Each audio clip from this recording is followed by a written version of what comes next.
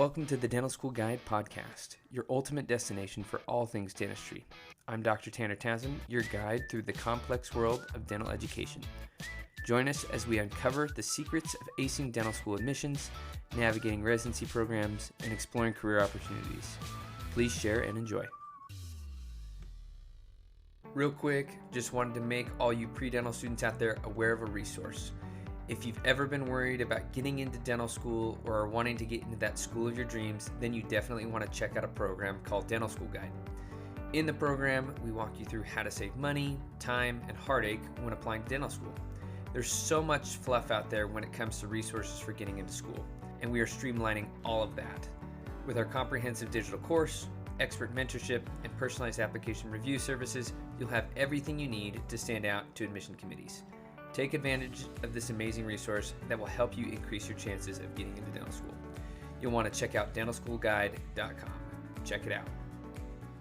Welcome back to the Dental School Guide podcast. I'm your host, Dr. Tanner Townsend, and today we have the Dean of Admissions at the University of Washington, Dr. Coldwell. How are you doing today? I'm doing great. Thank you for Dr. Tanner for having me here. You're welcome. Well, we are super excited to hear from you and just get to know you a little bit better and what University of Washington has to offer for future students. So at first, Dr. Coldwell, tell us a little bit more about yourself. How did you end up at the University of Washington? Yeah, well, I grew up on the East Coast. I went to college in North Carolina, and I went to graduate school in Pennsylvania. But I actually have generational ties to the University of Washington. My grandfather was a professor of sociology here. My parents actually met in chemistry class at the University of Washington, and my dad went on to get his PhD in physics here. So my blood definitely runs purple. I had an opportunity after I finished my PhD at Penn in 1994 to do some postdoctoral training at the University of Washington, and I leaped at the opportunity to come to Seattle. Wow. Okay, so it sounds like you're a Husky through and through then. Oh, yes. You were bleeding purple. Well, I have to tell you this. I am from Oregon, and I am a Ducks fan, so I'm so sorry, but I think we'll get along just fine as we go along here. All right. All right. Well, tell us a little bit about the University of Washington as the School of Dentistry. What are some of the unique things that sets the University of Washington apart from other dental schools? Well, first of all, I have to praise the Pacific Northwest, and being from Oregon, I'm sure you know all about it. Pacific Northwest is fantastic. I really enjoy living in Seattle. It has all the amenities of a big city, but it's close to the mountains, lakes, and the ocean. So it has the best aspects of both worlds: big city, restaurants, and arts, and then the outdoors. So that's fantastic. The university itself, the University of Washington, we're an R1 university. So that means there's a huge amount of research going on here. And the faculty across campus are moving their fields forward. And that's very exciting. The dental school is no exception. The opportunities here to contribute to the cutting edge research are absolutely everywhere. So our school has a lot of opportunities for students to become involved in research. And they don't have to do it. It's not a requirement. But we have opportunities, formal ones, between the first and second years of dental school. And then in the fourth year, if a student is really engaged in research, they can spend a whole quarter doing research. Wow, that's really cool. I'm going to interrupt you there if that's okay. And along the way, I may do that. But okay. What are some of those topics that those students and faculty are researching at the school currently? Well, it's fantastic. We have research going on in public health. So we have a lot of projects that go on up in Alaska, looking at Alaska natives and diet. What can we do to help prevent caries? We also have research going on dental materials. We have research going on in Africa. There's just a huge range of projects, from basic science to public health. Okay, very cool. Well, I'm sorry I interrupted you there. Continue on with what you were saying. No problem. I also wanted to plug our DDS PhD track. So if there's anyone out there that's interested in becoming a dental academic, we have a route for you. It's 8 years. Not a lot of people pursue that, but it's an opportunity for those who are really engaged. Okay. So that's cool. There's a couple different tracks that you can go down. In Mhm. terms of the clinic life, what kind of, I know you guys, a lot of schools do externships and so on and so forth, where you kind of get outside of the school during your third and fourth year typically. What Yeah. are some of the externship experiences like for the students at the University of Washington? Yeah, well, we have two different tracks within our program. So we have one, it's called the Regional Initiatives in Dental Education, or the RIDE track. Students in that track spend a lot of time in the community, particularly in rural and underserved communities, doing dentistry. So between their first and second year, they spend a month in a community health center doing what we call the Rural and Underserved Opportunities Program. Basically, they're dental assisting for a month in a community health center. In the fourth year, our RIDE students spend 5 months out on rotation. We try to send them Wow. back to the same place that they did between their first and second year, but now they have the dental skills to actually do some patient care. But sometimes it's a different community altogether. So that's our RIDE students. Everybody spends at least 6 months out on rotation. For our Seattle based students, they also have some opportunities to do that month between first and second year. We usually have about 5 or 6 students do that as well. Some of them are in Montana, where we have some partnerships with clinics. And then in the fourth year, all of our Seattle based students have the opportunity to spend 10 weeks out on rotation, 2 different 5-week rotations at community health centers. Okay. Well, that's really cool. So they're out in the community a lot then. And it sounds like they're getting a lot of opportunities outside the school. I remember I went to Virginia Commonwealth University Mhm. and we had a great external rotationship experience, but I do wish it was more. So that's cool that they're able to be either 10 weeks or 5 months plus out on rotation. So that's awesome. Yeah. Uh, in terms of like residency programs after school and postgraduate opportunities, whether it's private practice or so on, what do you guys do to help your students prepare for the residency programs or those postdoctoral or private practice opportunities? Well, we have almost all the dental specialties represented here at the school. So in the third year, our students do what we call the clerkship rotations. For endodontics, oral surgery, and pediatric dentistry slash orthodontics, they actually spend half of the time each quarter in that specialty clinic, learning how to do that care of that population. So they get a lot of exposure to endodontics, oral surgery, and pediatric dentistry, all in a concentrated form. For the other specialties, they also see patients under board certified specialists direction, but the patients they see are through a general practice model. So basically, if a student had a patient who had needs for a removable denture, for example, they would schedule that patient in a chair to be overseen by one of our faculty who's a prosthodontics. So there's expertise overseeing everything they do in the third year. That's where a lot of the exposure happens. Now, that's good because most of our students are applying to specialty programs right at the end of their third year of dental school. So they've had good exposure to the specialist at that time. Uh, Students are also able to take advantage of some of our graduate programs as well. So, for example, students interested in oral surgery usually attend the grand rounds for oral surgery residents. So there's lots of opportunities to do that. And then our students do form what we call registered student organizations. So, for example, we have the PIG, Pediatric Interest Group. um, so there's a lot of exposure that students also get on their own. Bringing in the residents really helps, though, for that. Well, that's really neat. So, in terms of those rotations that especially those third years go on, are they Mhm. getting a lot of opportunities on those rotations to assist, or are they getting actually to perform those root canals or eh, do Yeah. those third molar extractions? How does that work for those third year students? Yeah, those third year students are actually doing those procedures. So they're treating kids, they're doing endodontic procedures, and they're extracting teeth.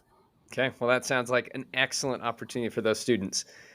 Yeah. In terms of requirements, I know every school has some different requirements as well in terms of Mhm. graduating and things like that, especially once they get to those clinical years.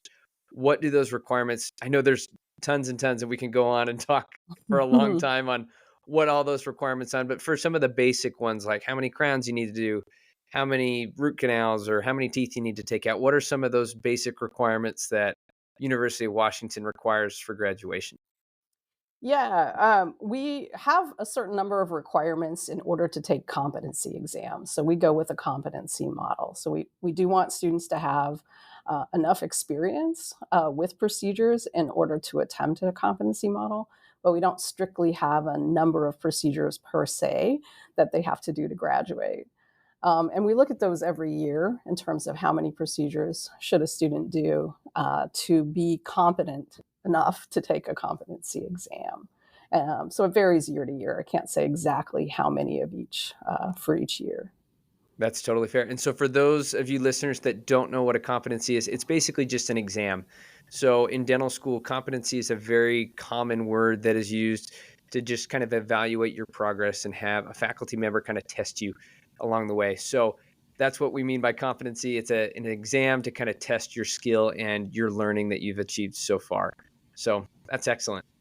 In terms of every school has things that they can improve upon along the road and that they're working on to make better for future classes of students. What are some things that the University of Washington is doing to hopefully improve for the future classes that are coming down the pipe? Yeah, I think we have a strong reputation in teaching the clinical fundamentals. But we feel like we could make some progress in terms of digital dentistry. So that's our big initiative at the moment. We've done a lot of fundraising around that, and we're getting ready to remodel our simulation lab to really implement some of the newer aspects of digital dentistry. So we're really hoping to get further along in some of this modernization. That's where we're going. That is really cool. So, in terms of the modernization that you're alluding to in the sim lab, if you can share, what are some of the things that you guys are trying to do to that sim lab to increase that technology and things like that? Yeah, so having a design room where students can go in and design uh, their projects, and really getting the digital workflow going fully, so that we're moving from that old plaster model to actually taking impressions digitally and making the projects digitally as well. Wow, that's really cool. So I'm assuming that you'll probably be implementing those for first and second year students a lot in the sim lab, and that way when they get to clinic, they're comfortable with the digital workflow. They're comfortable with being able to scan a crown or scan a denture, so on and so forth. Exactly, That exactly. that is great. All right. Well, that is kind of some of the questions that we had about the school itself. But let's talk a little bit about what the admissions process is like at the University of Washington. And we're going to kind of start really broad and then we'll kind of narrow down to specifics of like, okay, what is this aspect specifically like at your Mhm. guys' school? But Okay. just to kind of give us a broad initial overview, what is the admissions process look like at the University of Washington from when you guys get that first application for the student to when you invite them for an interview? Yeah. Well, like all schools, or pretty much all schools in the country, we use the American Dental Education Association's ADSAS application. I think that stands for something like Associated American Dental Schools Application Service. So it's kind of like the Common App for applying to college. A lot of schools will have another questionnaire that they send you after getting that first application through the Common App system. But we have all of our secondary questions on that application through ADIA at SAS. So unless you're applying for the RIDE program, we have an additional question or two for the RIDE applicants. But if you're just applying for a Seattle-based program, you can expect all the questions to be on that first application. There won't be additional questions that you have to fill out. We go through a process of selecting applicants to interview. And basically, what we use for that is what state are you a resident of? So we have a preference for Washington state residents, and we also prefer residents of the WICHE states. So that's Arizona, New Mexico, Montana, Alaska, Hawaii, North Dakota, and Wyoming. So those are states that, well, except for Arizona, don't have Yeah. dental schools, and so they're spending some extra money to send their residents to schools in other states, and we have a contract for that. So we do have a preference for WICHE state applicants in our admission system as well. Gotcha. I've got a couple questions if that's okay. Out of Sure. those things you said some really great things there. So in those Witchy State students that are applying to the University of Washington, when they apply, do they get kind of grandfathered in for in-state tuition, or how does that work for those Yeah. students that are applying from those states? Yeah, great question. So the WICHE contract means that for most of those states, and Alaska's different, so we can talk about Alaska separately, but for most of those states, the state is paying a support fee to the University of Washington. That's almost equivalent to the difference between in-state and out-of-state tuition.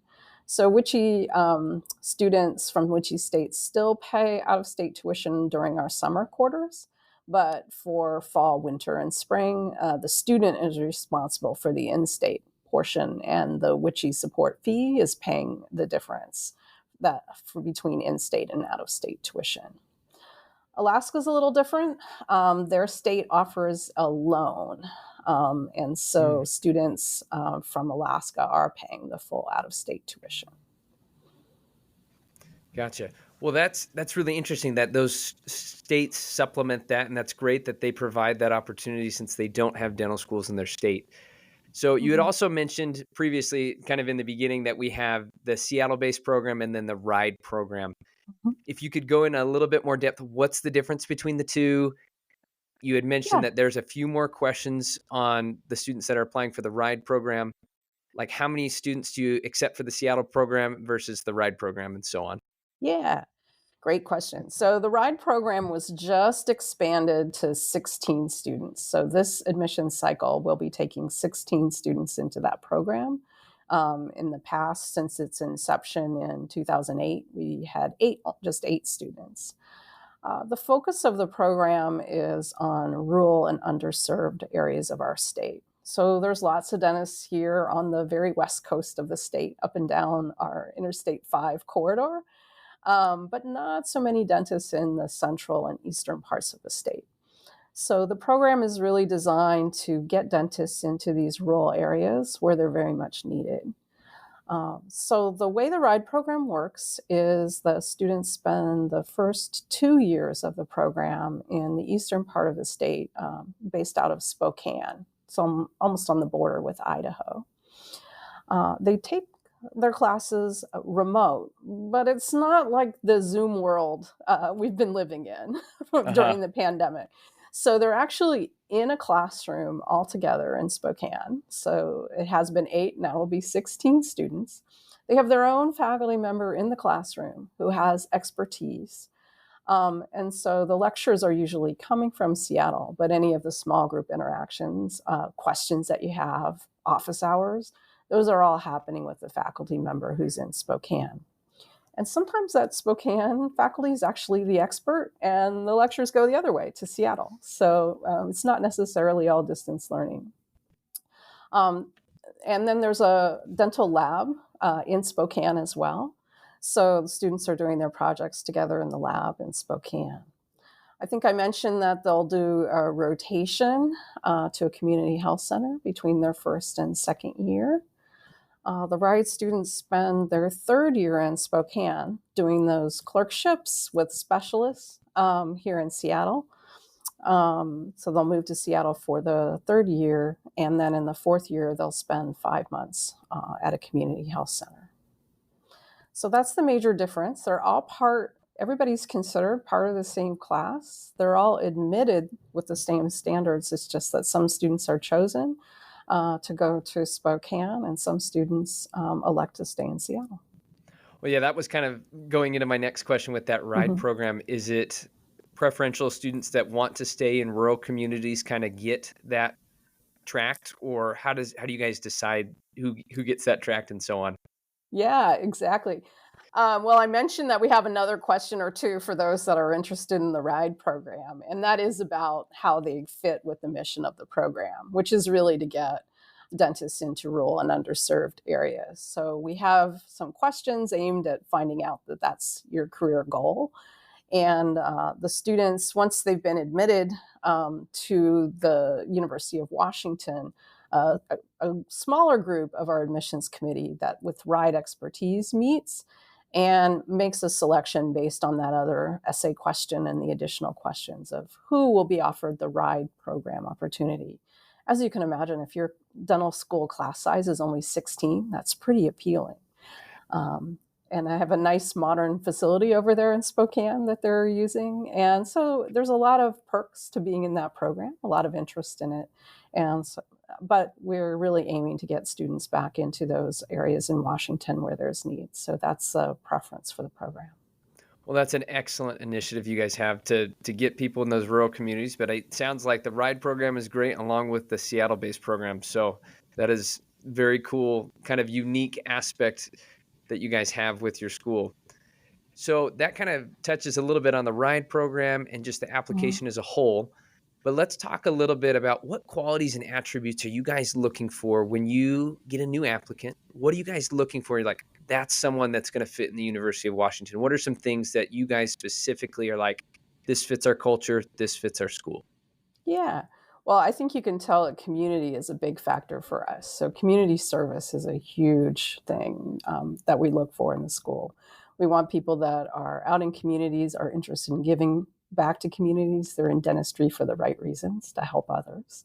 So, that's a huge factor. We want people that have explored the profession. They know why they want to be a dentist, and so that's also another important factor. But beyond that, there's a lot of different ways that students can fit at the university. So, obviously, we have a big focus on research, but not everyone has to do research. So, if you've done it and you're excited about it, that could make you a great fit, but it's not necessarily a requirement.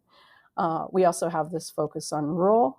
And so, if that's something that you want to do, and that would make you a good fit too, but in a different way.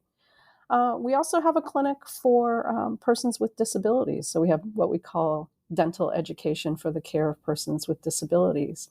So we have some people that are really interested in special care dentistry. That's another great fit. So really lots of different ways that a student could show that they fit here. It's not a one size fits all kind of program. Totally. So that special care dentistry, that's kind of a unique aspect to dental Hmm. schools. Not all dental schools have it. There are a few in the country that kind of do. Is that kind of going back to the aspects of the school a little Hmm. bit, but is that a rotation that students go on, or is that like a subspecialty almost, or almost Yeah. like a specialty that students can rotate through? How does that work? All of the above. Okay. So every student in third and fourth year is going to rotate through that clinic. So our goal is that when you graduate, you will be comfortable treating a patient in a wheelchair, a patient with autism, a patient that has different disabilities. We want you to be comfortable doing that. So all students will rotate through those clinics and learn how to deliver that kind of care. But we have students that get really excited about it too. So we have elective opportunities in the fourth year to spend more time in that clinic. And then out of our general practice residency program, so that's a residency program that students can do after dental school. It's normally a 1 year program, but some people decide to stay a second year of GPR and do a fellowship opportunity in our clinic for uh, in our decode clinic. So that's another opportunity as well. We currently have two alumni who are back teaching in that clinic now too. So it Wow. does generate a lot of excitement. Yeah, it's kind of a unique aspect, and being able to care for those people. During my residency program, we had a it was always a challenge when you had someone that came in a wheelchair or had a disability, and it really made you think outside the box. But I'm so Yeah, grateful I had that experience, because then you know what to do in that situation when you get into private practice. So that's great. exactly. Now, take us inside the admissions room. Let's say we've got all the applicants, or a ton of applicants that have applied to your guys' school. Interviews haven't been sent out. Walk us through exactly what goes on. Do you guys meet with a team that reads all the applications? What does that look like? Well, for determining who gets an interview, what we do is we do an opt-in approach rather than a cutout approach. So actually, that decision is largely made on where you live and the academic aspects. But for the academics, there are lots of ways that you can demonstrate that you can make it through dental school. I mean, that's really the question. Are you going to succeed in the dental school curriculum for the basic science part? So we look at the basic science GPA and we want to see that that's looking pretty solid. If it isn't, then we'll turn to looking to the DAT. So maybe you had a rough first year, maybe it's been hard to get your GPA up as you continue through college, but you've figured it out and you just nailed the DAT, the dental admissions test. So if your DAT score shows you can do it, then we'll consider you for an interview. If none of those work, if your GPA isn't very good, standardized tests aren't your thing, then a post-bac program can be a good way to demonstrate that you can make it through a tough science curriculum. So we're really looking for a student to opt in one of those three routes to showing they can make it academically. Beyond that is where you live. So residency is a real important factor in determining that you get an interview. So basically academics and residency for the interview. And then we move into the whole file approach to admissions. Okay, well, we'll have to get into that file approach in a moment. I think that's a great route to go. But the opt-in thing, Mhm. so it's not an elimination thing at your school. That's very interesting. In terms of opting in, so it's just like, okay, these ones are hitting more of the criteria. These are the ones that are probably right behind that group that hits the criteria. Is that kind of how it works then? We actually run lists, so you opt into a list when you meet one of the criteria. And it can Gotcha. be any one of those three criteria. Basically, just have to demonstrate academic readiness any one way. None is better than the other because there's a lot of different ways that people study and perform, and we want to give as many opportunities as possible for you to demonstrate that you can make it academically here. I like that. So in terms of a post-bac, I think the post-bac Mhm, is a tricky situation for a lot of students. Let's say they didn't mhm. do as great as they would want on the DAT and an undergrad. So they're deciding to do either a post-bac or a master's program. There's a lot of students that like apply, and when they're applying for dental school, they're still in the beginning of their post-bac program or Mhm. one-year master's program. How is that viewed by you all? I know they can constantly update their application, but it's also like, okay, you can only update it so much before you guys Right. start doing interviews and admissions and things like that. Right. That's a conversation we have all the time on our committee, as you can imagine. So we like to see at least a quarter or a semester of post-bac performance. And we want to see that under a load. So post-bacs differ quite a bit. They do. Yeah. So sometimes people are just taking individual courses at a community college, one by one. Sometimes they're in a master's program, but it's more of a public health focus. Um, we like to see that you have many science courses, so three or four ideally, taken at the same time, and that you're doing well in those. And you need to have at least a quarter or two of demonstration that you're doing well in those because it simulates what the first year of dental school is going to be like. We want to know that you can be successful there because you can't be a dentist if you can't get through the first year. Totally. And so some schools prefer master's programs over postbacks. Do you guys care which one it is? I've had a Yeah. couple deans mention that, like, hey, we really like a 2-year master's program because that shows over the long haul that you've made the change, that you can really grow. Mhm. Do you guys have a preference, or just, if they've done a quarter, like you said, we're good with the quarter? Yeah, I mean, obviously, more than one quarter's demonstration is better than just one Better than quarter's just done. Yeah, exactly. but there's this trade-off. There's this expense of time, and there's the expense of the programs as well. So many of these programs cost as much as a year of dental school They in do. and of They're itself. pricey. They're very expensive, and we recognize that. So there's different ways to get it done. But basically what we're trying to see is that when you're taking a heavy load of courses all at the same time, you're able to perform well. And that's what the committee is going to be evaluating. Well, that's great. I think that makes total sense. So in terms of the ranking system, you guys aren't, it doesn't sound like you are ranking off of personal statement or anything like that till we get to the interview portion. I'm assuming once they've kind of gotten past that initial residency or academic performance, that's when you kind of go more into the meat of the application. Is that correct? That's correct. Yeah. Okay. So walk us through as we're moving from those students that have opted in and they've met that criteria, what happens next? Yeah, so you're invited to an interview, and we've changed that up a lot. We can talk about interviews later, I suppose. Right now, what we're using is the Kira platform. So we have an asynchronous interview, a video-based interview. So you're invited for that. We have a different group that scores that interview, then looks at the rest of your application, and that's meant to reduce some bias there. And for your whole application, we have 2 members of our admissions committee who are assigned to review each application independently. They're the ones reading all the personal statements, looking at your transcript in detail, reading through your letters of recommendation. And they'll each independently score that application.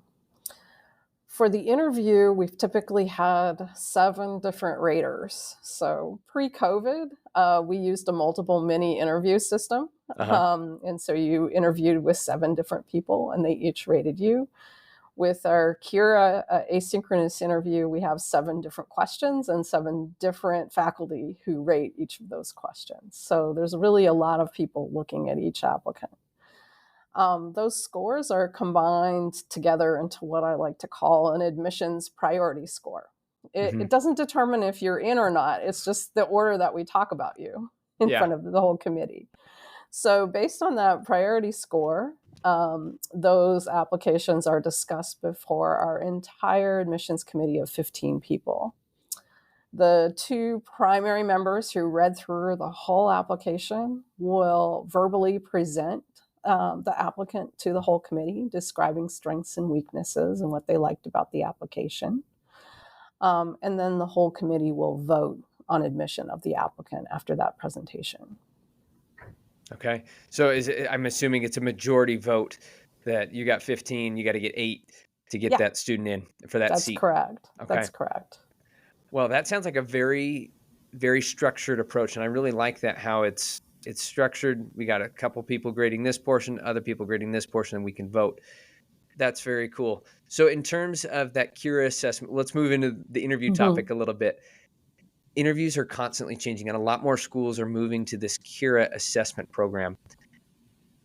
Have you guys seen a difference in the applicants and the ability to discern how strong an applicant is based on that, as opposed to the mini interview model?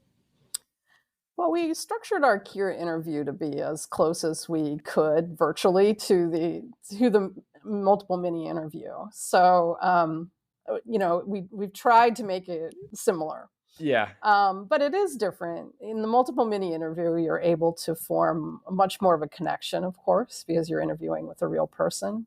I think it's also less stressful and more personal for the applicant. Yeah. They're very stressed when they first come in for that multiple mini interview on the weekend. They don't know what to expect. There's nothing you can do to prepare for it. But by the end, I think they realize this is really fair. And, not everybody, but most applicants end up having fun. We have our students in there kind of helping them be relaxed. They're going in and they realize I get to restart each time when I go in the room with another interviewer. Those aspects aren't appearing in the Kira. So, I think it's harder when you're in a room by yourself videoing a response to know how it went. There's no facial expressions, no ability to make a connection. So the feedback we're getting is not as positive as that in-person approach. And so we're considering going back. On the other hand, the reason a lot of us have stuck with these virtual interviews is it makes it a lot easier for applicants, particularly those from out of state, to interview and participate. And it really brings the cost down Yeah. for applicants in terms of traveling around to different schools. So right now we're weighing those pluses and minuses and trying to figure out what we're going to do this next cycle.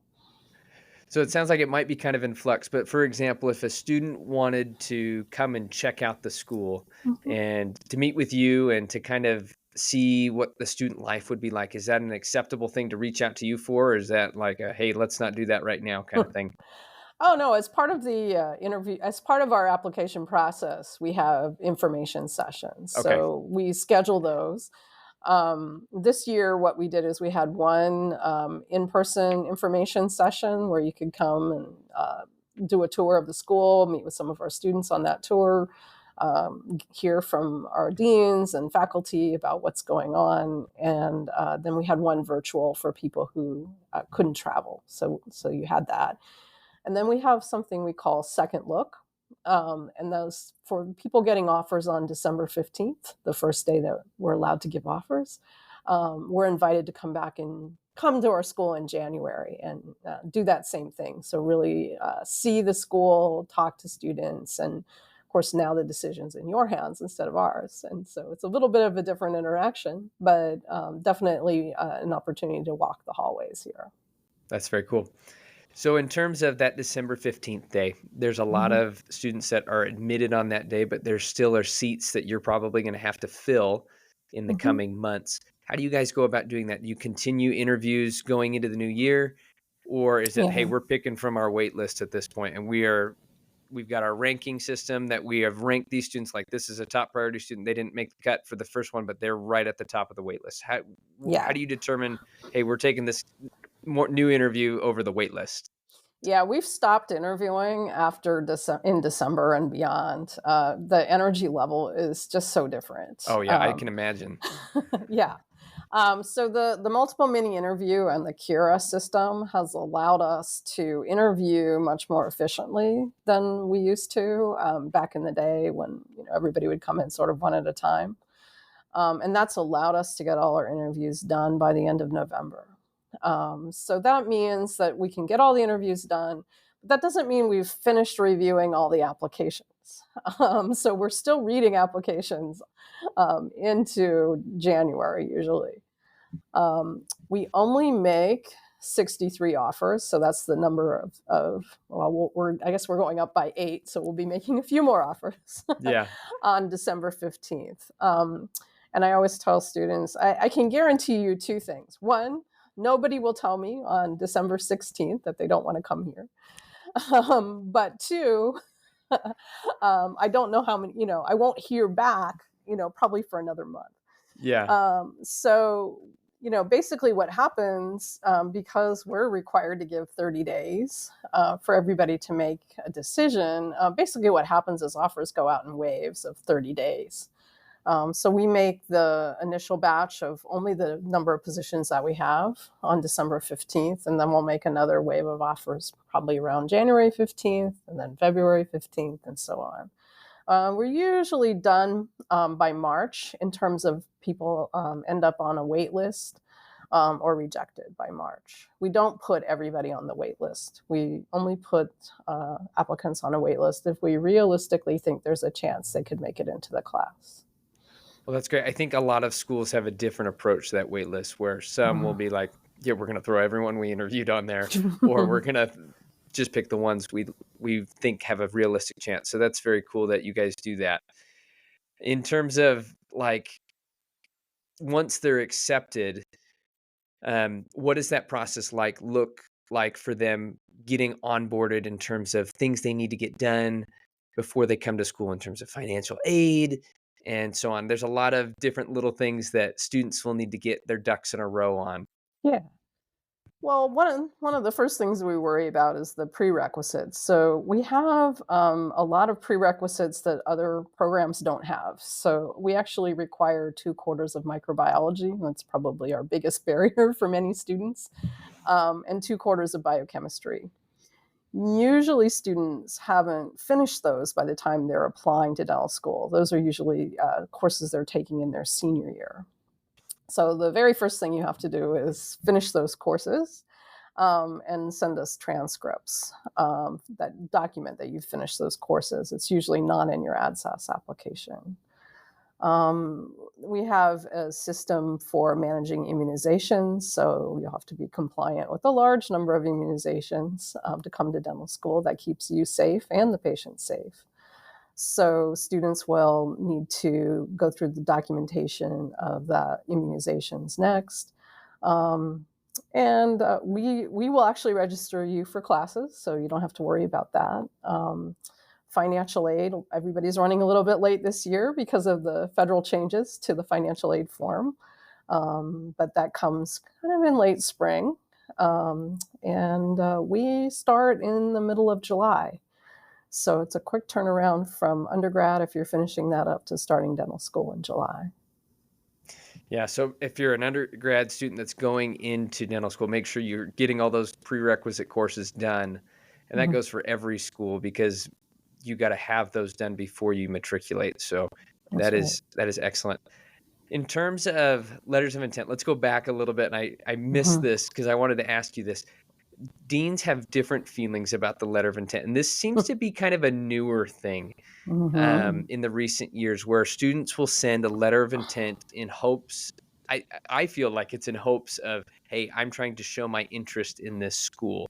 Yeah. How do you guys evaluate letters of intents at your school? Yeah, I do wonder who's advising students to write those. They don't have much of an influence on us at all, and it looks like students spend a lot of effort putting those together. They're really detailed and long. I do put them in the files, so occasionally the application hasn't come up for discussion before the committee yet, and that letter will be there. So it might help in that regards a little bit. It's not a big factor ever. And if you're on the wait list, the committee's already made a decision, so it won't help you at all if you're on the wait list. It's not gonna help, yeah. It's just going in your file. That's kind of what I've gathered from talking to other schools as well, is it's kind of just this extra thing. And you see students spend so much time and effort on these things. And it's like, I don't know if it really is making that big of a difference for you. So that's good to know. How much, in regards to essays and things like that, how much does that personal statement weigh in when you have your 2 graders reading through the personal statement? How much of a factor does that have along with the letters of recommendation? Yeah, those are really important. So it's good that, and that's where you should spend your effort really is in that essay. The committee member that's reading the application is really trying to figure out who are you, and all of the things in the application should come together to tell the same story. It should all fit. If it doesn't, the committee members left to try to fill in gaps and figure it out, and they're getting frustrated. So the letters you have very little control over. Hopefully they should match what you say in your application. Yeah. But the essays and the other essay questions that we ask on the application should all come together to tell a story about who are you, what excites you about dentistry, what's been your experience so far, and what are you bringing to the school? What are you going to contribute to the field and the school? To really make an impact, and it should all jive.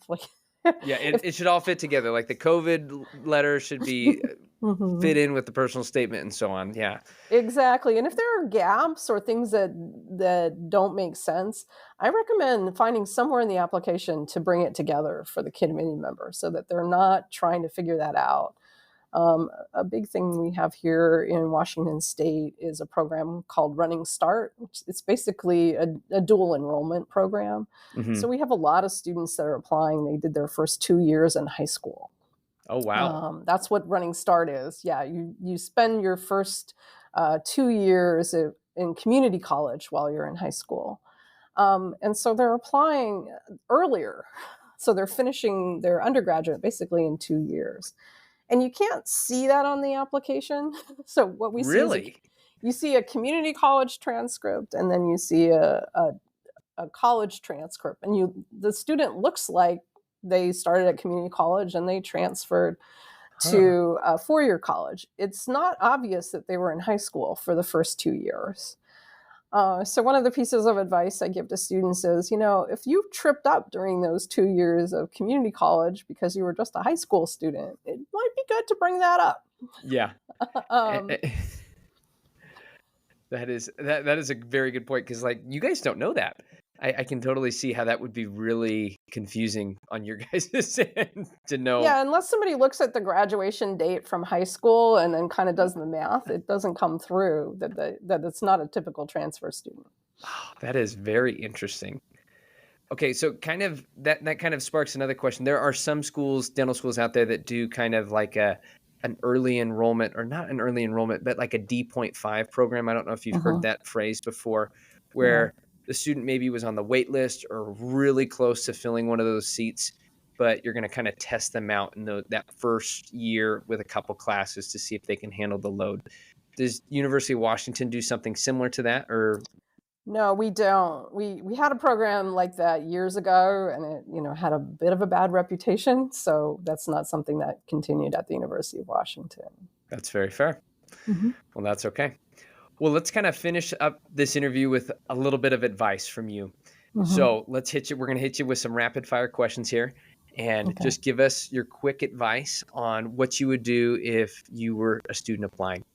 Hmm. So, for applicants that are preparing for interviews and other components of the admissions process, what is your top piece of advice that you would give to those students? Okay. Be yourself, and don't be over rehearsed. I think the biggest mistake that I see for applicants when they're interviewing is just going into a script, instead of talking, instead of listening to what the question is. Sometimes they're off answering another question because I rehearsed this so well. You want to be comfortable, you want to be yourself, and show that interviewer who you genuinely are. I love that. You just showing that you're yourself. So that is great.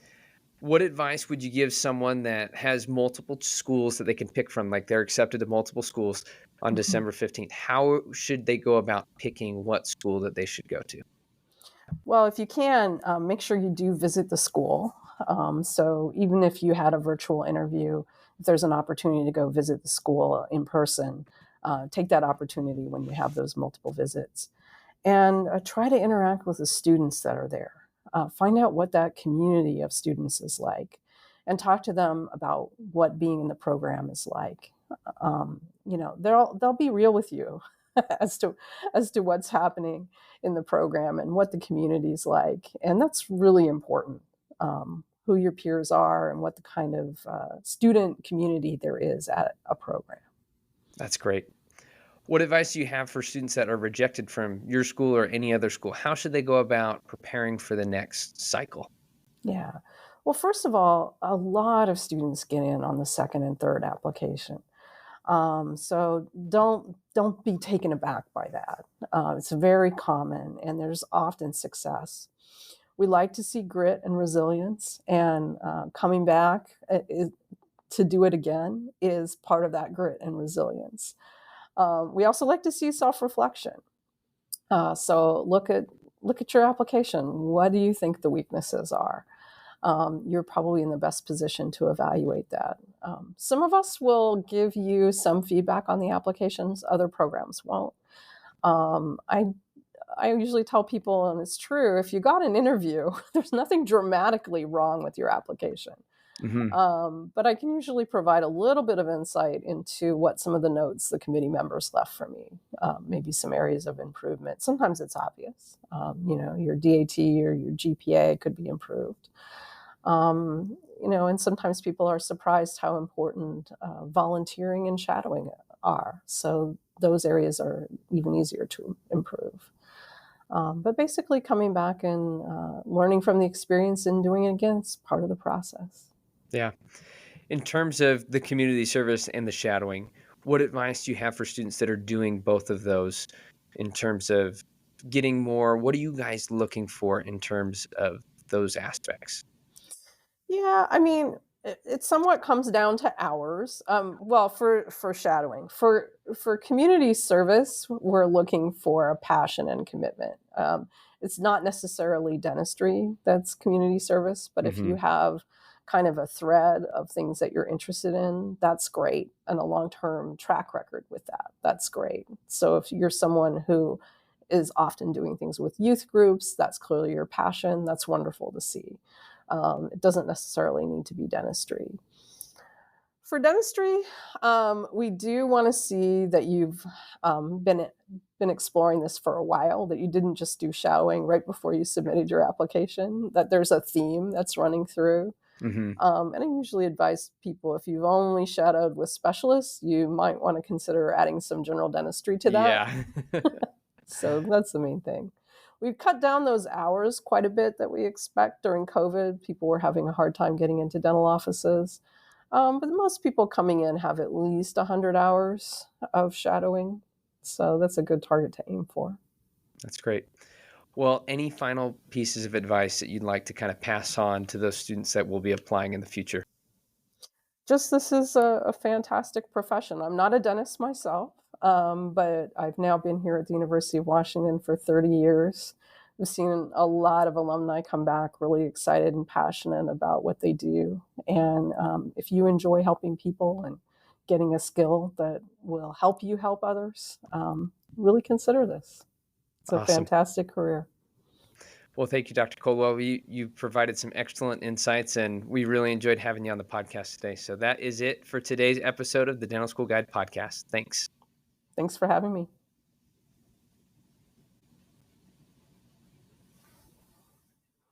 That's all for today's episode of the Dental School Guide podcast. We hope you've gained valuable insights and inspiration to fuel your journey into dentistry. Don't forget to subscribe to our podcast for more expert advice, inside tips, and engaging discussions. If you enjoyed today's episode, please leave us a review. It would mean the world to us. Until next time, keep smiling, keep striving, and remember, your dental dreams are closer than you think. Thanks for tuning in to the Dental School Guide podcast.